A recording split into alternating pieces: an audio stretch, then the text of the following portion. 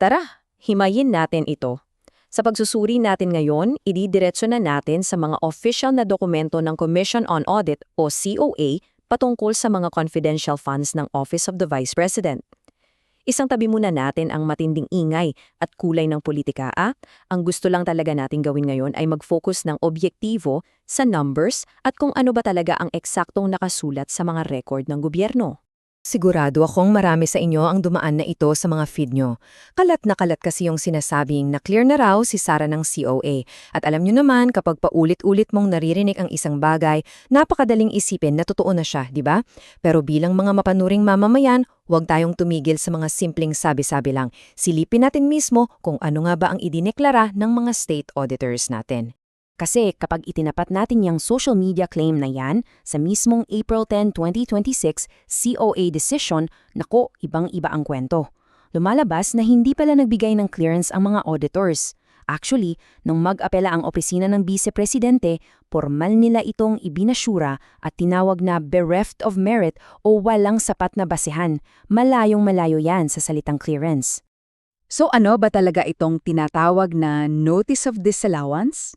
Sa mundo ng government accounting, hindi ito simpleng paalala o warning lang ha. Kapag nakatanggap ka nito, formal na idinedeklara ng gobyerno na bagsak sa pamantayan ang mga isinumite mong resibo at paliwanag. At heto ang pinakamabigat doon.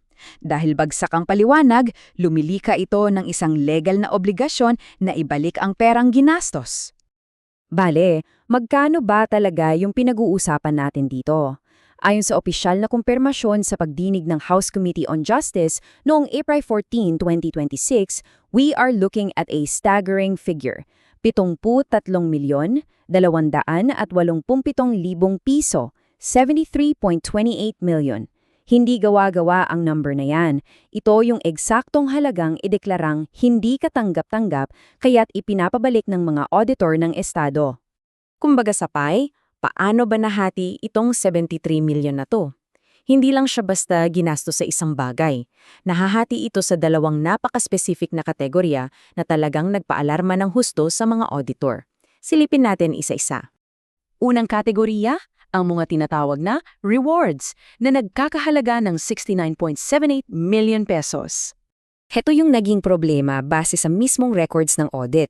Sa gobyerno kasi, basic rule yan, kailangan mo ng solid na paper trail kapag gumagamit ng pampublikong pondo. Kaso, nang hingin ang mga auditors ang ebidensya kung naging matagumpay ba talaga itong mga surveillance operations na ito, ang nakuha lang nila ay mga malalabong accomplishment reports. Walang maipakitang direktang ebidensya na magdudugtong doon sa milyon-milyong pisong inilabas papunta sa aktual na resulta. So sa mata ng mga auditors, hindi malinaw kung saan talaga napunta ang pera. Pangalawang kategorya, mga kagamitan sa opisina kung saan 3.5 million pesos naman ang nadisalaw. Okay, bakit naman na-flag ito? Kasi ang confidential funds may napakahigpit na limitasyon. Yan, strictly para lang yan sa intelligence and surveillance work. Hindi mo siya pwedeng ipambili ng mga ordinaryong limesa, upuan o computers. Ayon sa mga patakaran, particular ang Joint Circular No. 2015-01, ang paggamit ng confidential fund pambili ng office equipment ay isang direct violation. May ibang budget kasi na nakalaan para dyan. Pangatlong bahagi ng ating pagsusuri, ang hindi kapani-paniwalang bilis ng paggastos sa kabuuang 125 milyong piso. Pansinin niyo itong timeline na ito Natanggap ng Office of the Vice President yung kabuuang 125 million pesos noong early December 2022. Fast forward, 11 days later, simot na! Ubos ang bugong halaga sa loob lang niyang 11 araw. Actually, may lumabas pa ngang testimonya sa hearing na posibleng ibinuhos ang perang ito in under 24 hours. Grabe, di ba? So bakit nga ba nagiging isang malaking red flag sa COA yung ganito kabilis na paggastos? Simple lang ang lohika dyan. Kung maglalabas ka ng daan-daang milyong piso sa ganoong kabilis na panahon, tapos sasabayan mo pa ng manipis at malalabong dokumentasyon, nagbibigay ito ng impresyon na minadali at walang proper safeguards yung buong proseso. Kaya it definitely triggers all the alarm bells para sa ating mga otoridad. Siyempre, may kabilang panig.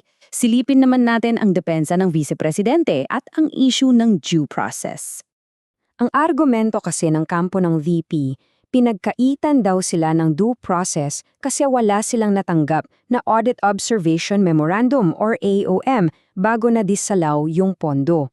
Pero mabilis itong pinabulaanan ng COA. Sabi ng ahensya, lilinawin lang nila ha, hindi na po legally required ang pag-issue ng AOM kung sa umpisa pa lang o on its face, kitang-kita na ang irregularidad sa mga transaksyon at resibo. Tsaka kung titingnan talaga natin yung official records, binigyan naman pala sila ng pagkakataong magpaliwanag eh. Nag-submit nga sila ng mga formal na dokumento. At matiyaga itong tinanggap at sinuri ng mga auditor natin. Ang nangyayari lang talaga, pagkatapos i-review lahat, hindi lang pumasa sa standard ng batas yung mga paliwanag na ibinigay. Kaya formal na ibinasyura ang apela nila dahil ito ay bereft of merit. Kaya ano ba ang implikasyon nito? Dahil denied ng apela, itong 73.287 million pesos na ito ay hindi na lang basta technicality. Sa mata ng batas, nag-transition na ito into an enforceable liability. Ibig sabihin, isa na itong formal at aktibong utang na may legal na puwersa para bawiin ng gobyerno. Maliban na lang, syempre, kung sakaling aakyat ito at baligtarin ng Korte Suprema. To summarize kung nasaan na ba tayo ngayon base sa mga dokumento. Una, isinara at tapos na po ang audit. Pangalawa, nakatala na ng permanente sa opisyal na record ang mga findings na ito. At pangatlo, ganap at buhay ang legal na obligasyon na ibalik ang mismong pera ng taong bayan.